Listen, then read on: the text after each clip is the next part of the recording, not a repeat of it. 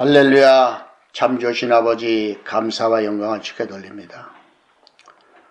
오늘도 에스겔 1장 15절에서 마지막 절 말씀으로 우리가 은혜를 받고자 했사오니 오늘의 이 말씀이 우리에게 생명이 되고 우리에게 길잡이가 되고 우리에게 구원이 될 수 있도록 말씀이 우리 심령 골수를 찔러 쪼개 회개할 것이 있으면 회개시키고 복음을 받아들일 것은만 받아들여 그리스도의 제사장과 신부로서의 삶을 살아갈 수 있는 믿음을 반석 위에 세울 수 있도록 축복해 주옵소서.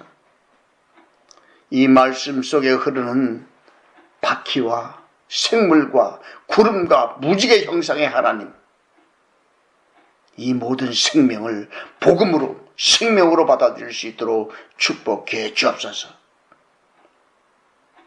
특별히 이 아들에 대한 예수 그리스도의 말씀을 태어나는 태연의 영을 부어 주옵소서. 계속해서 말씀하시는 이는 내가 아니라 바로 성령이시오니 성령께서 친히 말씀하시면 이 아들이 그 말씀을 태어나요.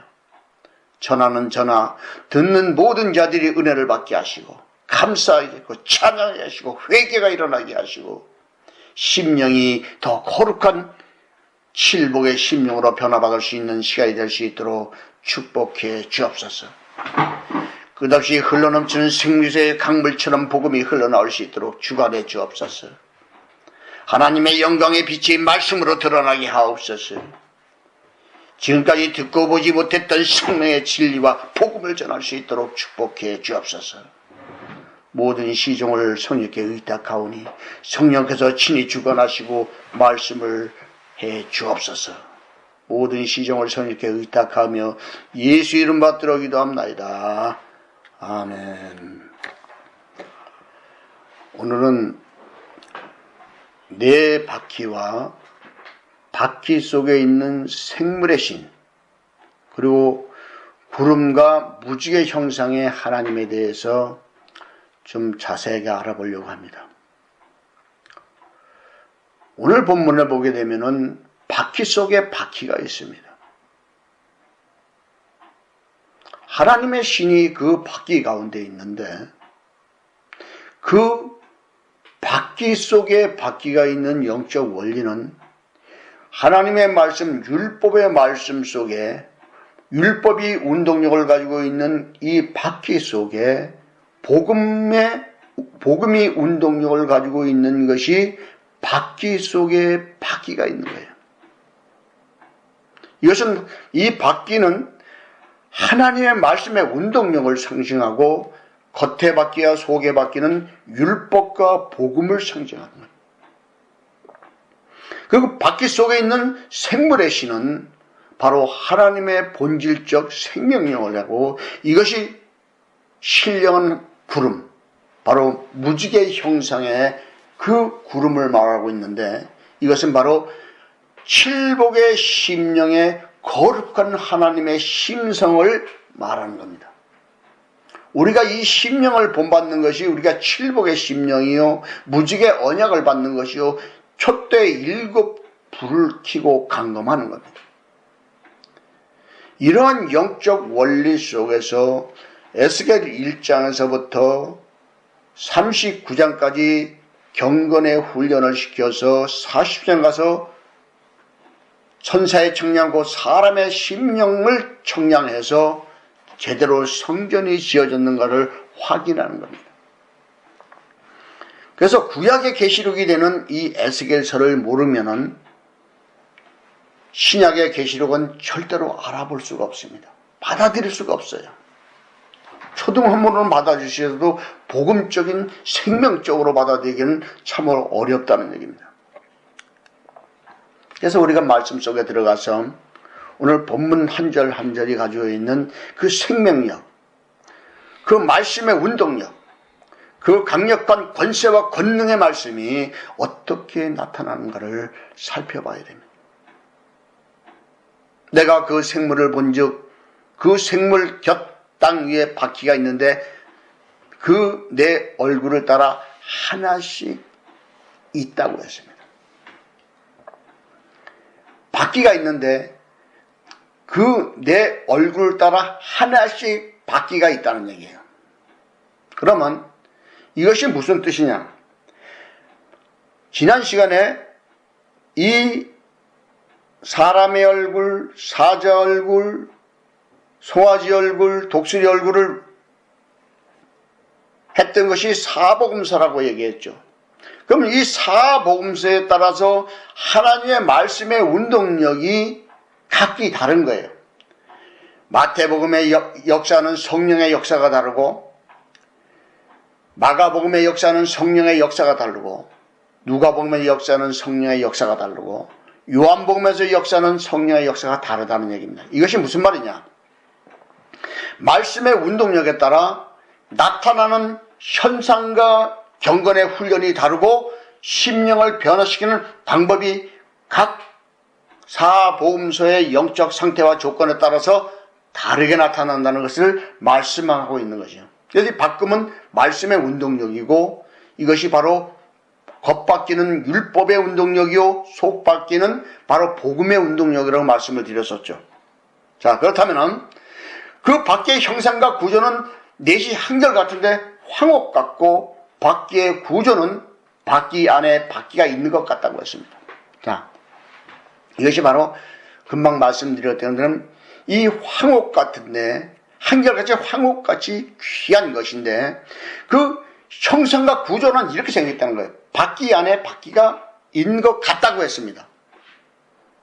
자, 그러면 이게 뭐냐? 율법 속에 복음이 있는데 이것을 확실하게 잡아내기가 어렵다는 얘기예요. 복음을 잡아내기가. 그래서 참 율법에서 복음으로 넘어가기가 참으로 어려운 겁니다. 그래서 바퀴가 있는 것 같다고 했죠. 자, 그리고 행할 때는 사방으로 행한 대로 돌게 하고 행한답니다. 이것이 무슨 뭐냐? 사복음서의 영적 원리가 아까도 말씀드렸지만 각 복음서마다 성령의 운동력이 다르게 나타난다 했죠.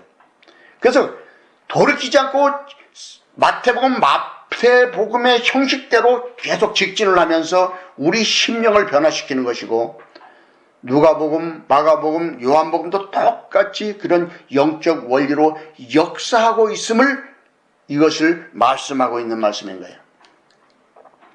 그래서 그 둘레는 높고 무서우며 그 네 둘레를 돌아가며 눈이 가득하다 했습니다. 자, 놀라운 것은 네 둘레로 돌아가면서 눈이 가득하대요. 그럼 이 영적 눈은 무엇일까요?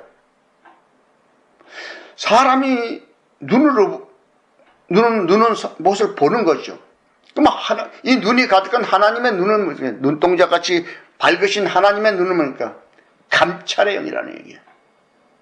우리 심령을 감찰하는 그 각도가 여러 가지 각도로 우리 심령을 영적으로 감찰하시는 하나님이시라는 것을, 그래서 돌아가면 눈이 가득하다는 얘기예요. 어떤 행동을 하든지 그 심령을 감찰하는 눈이 있다는 얘기죠.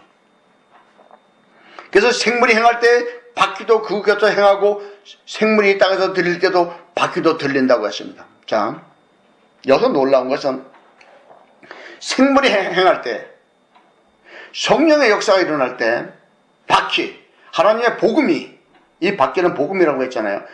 율법과 복음이 같이 역사를 하게 되는 거예요.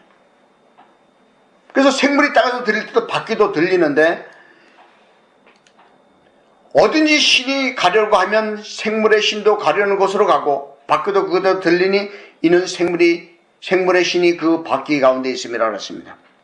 자, 우리가 여기서 알아야 되는 것은 하나님의 신의 뜻대로, 하나님의 뜻대로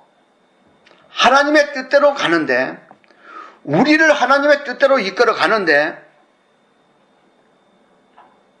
바퀴가 그 곁에 들리는데, 이것이 뭐냐?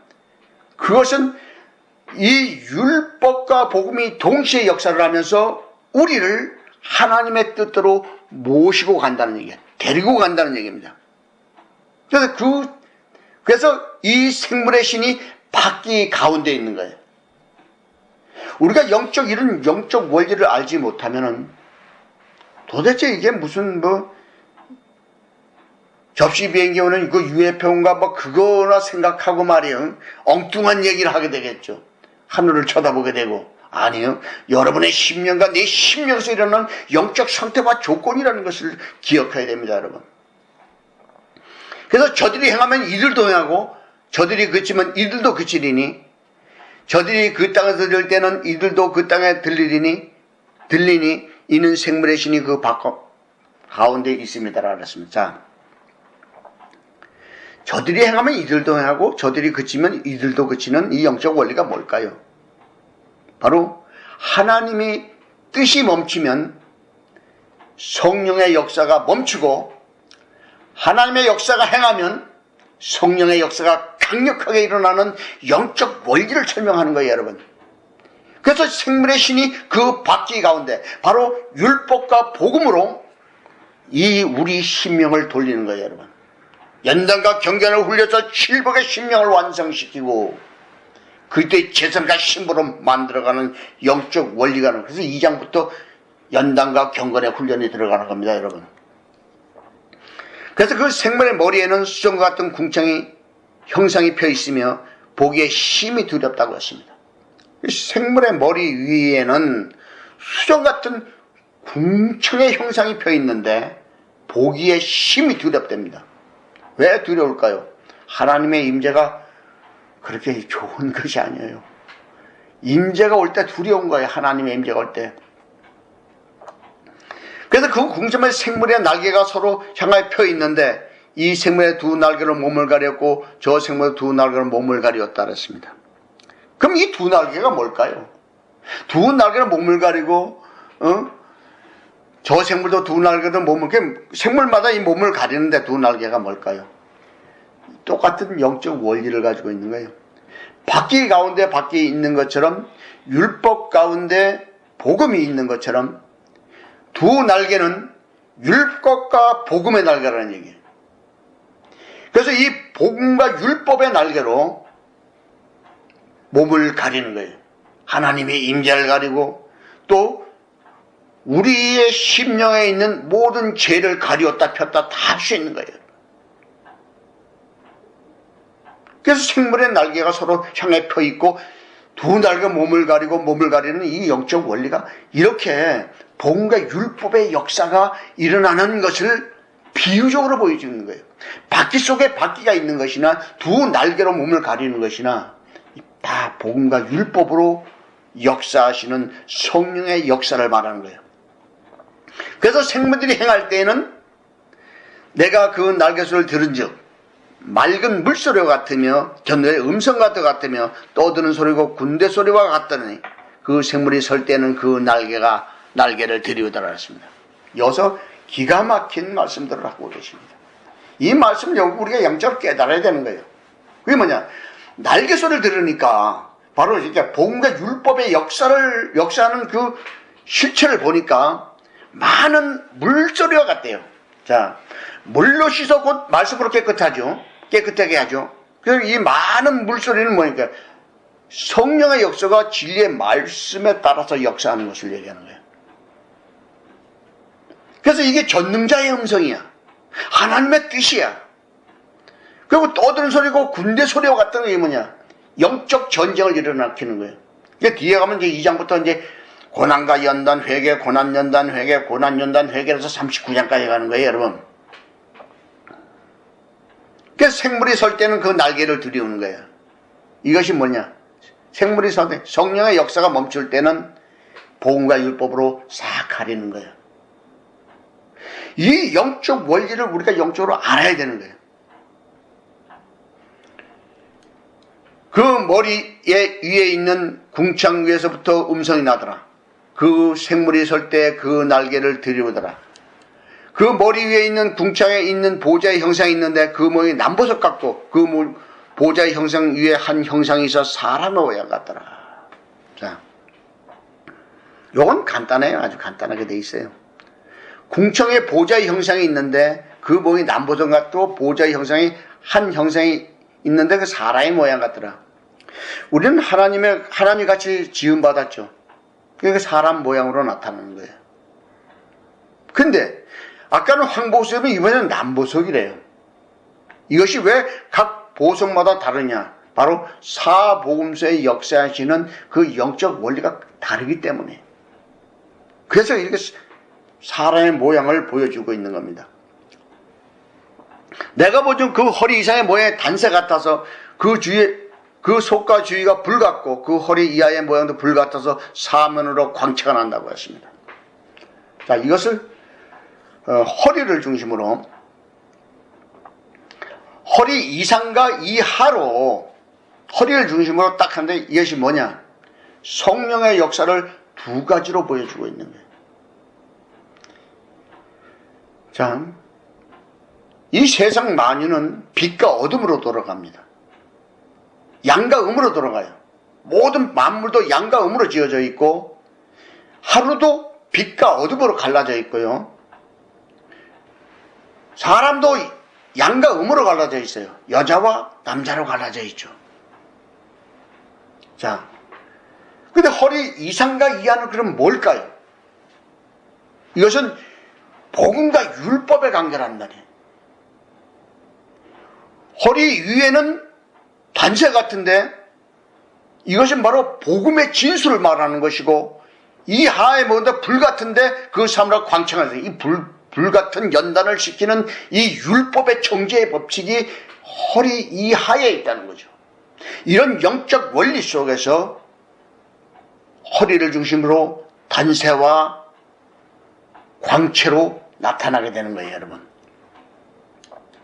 그 사명 광채의 모양은 비 오는 날에 구름에 있는 무지개 같으니 이는 여호와의 영광의 형상의 모양이라. 내가 보고 곧 엎드려 그 말씀의 음성을 들으니라 했습니다. 자, 비 오는 날 구름에 있는 무지개 같대요. 그 광채의 모양이.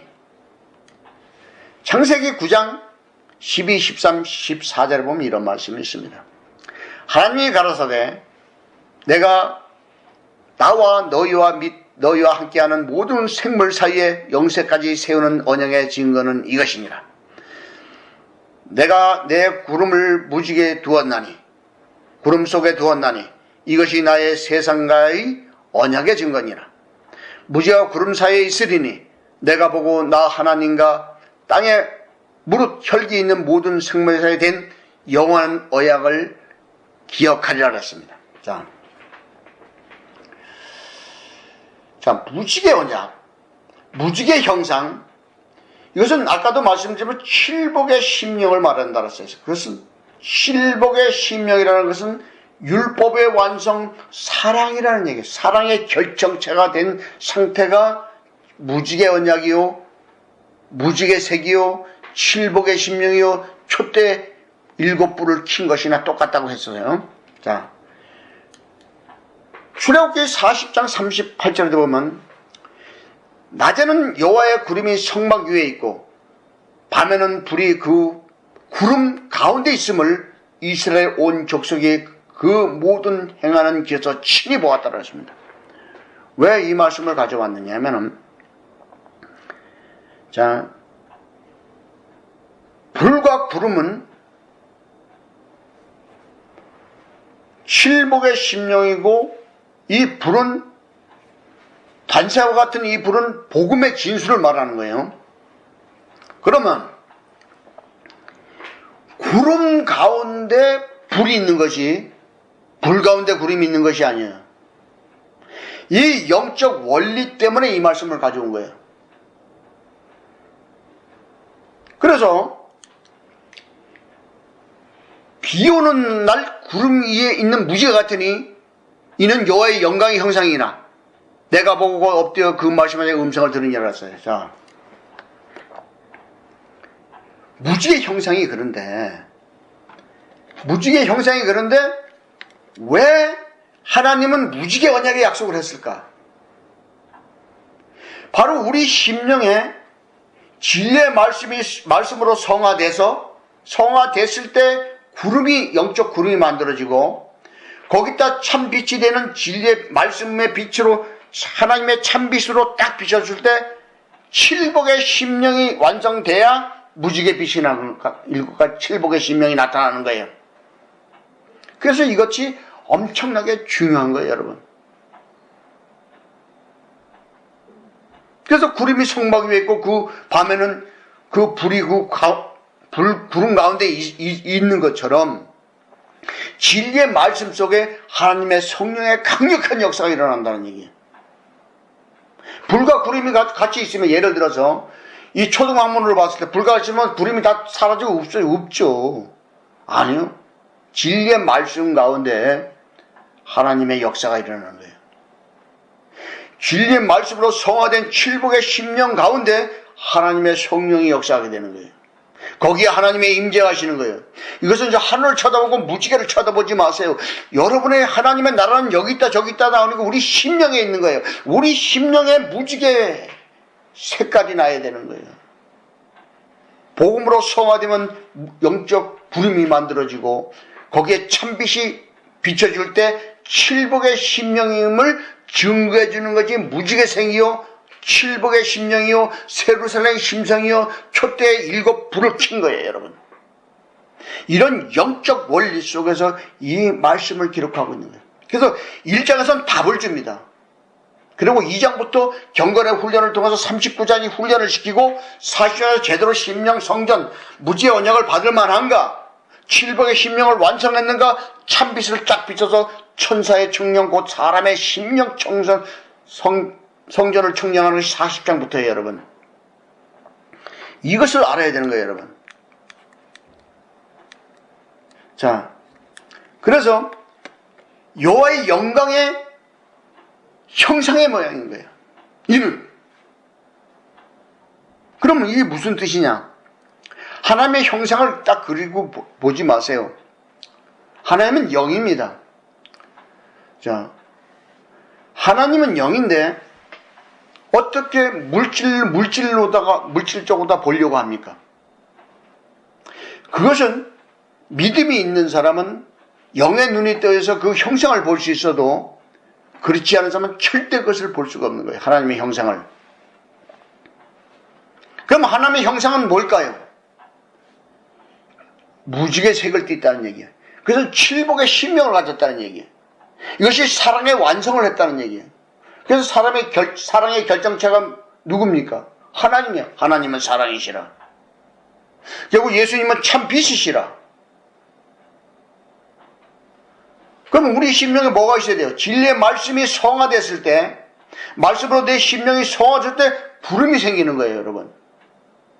물이 변해서, 물은 진리의 말씀, 물로 씻었고 진리의 말씀으로 깨끗하게 하는 것처럼 물이 신령하게 변하면 구름이 되죠. 걷다 참빛인 예수 그리스도의 진리의 말씀으로 딱 비춰봤을 때 무지개색이 칠복의 심령, 촛대의 불이 켜져 있어야 되는 거예요. 이것이 구원의 표요. 무지개 언약의 약속을 받은 자요. 새로 사는 심성을 만드는 자요. 에스겔 성전을 지은 자란 말이에요, 이게.